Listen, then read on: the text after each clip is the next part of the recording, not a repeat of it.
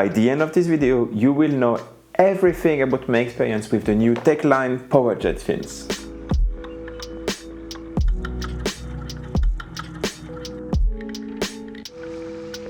As a professional underwater photographer, I definitely understand the importance of having great fins that can keep up with my underwater adventures. And trust me, when you're trying to get the perfect shot, every little bit counts.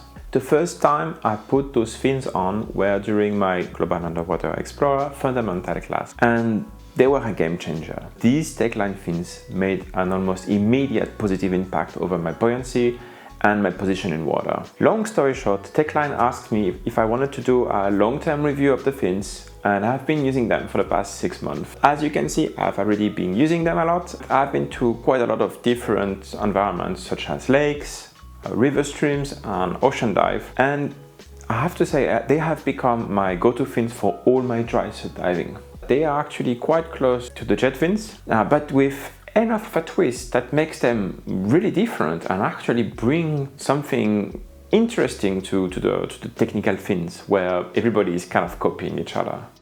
I've been given only the medium hardness, but they actually exist in 3 different hardness. The foot pockets have been redesigned. They are quite large compared to Scuba Pro jet fins as an example, and the blade is longer.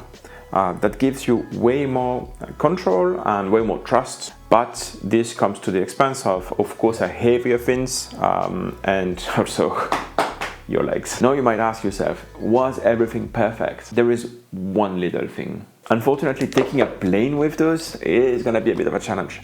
They're long and they're heavy, which makes them really sturdy and you can really go for it. But for packing them in a suitcase, they might be a little bit challenging to pack. But honestly, 100% worth it if you are doing any dive in a dry suit. In conclusion, I am loving the experience with those Tecline fins. They are now my fins of choice for technical diving. It's no-brainer. It's amazing.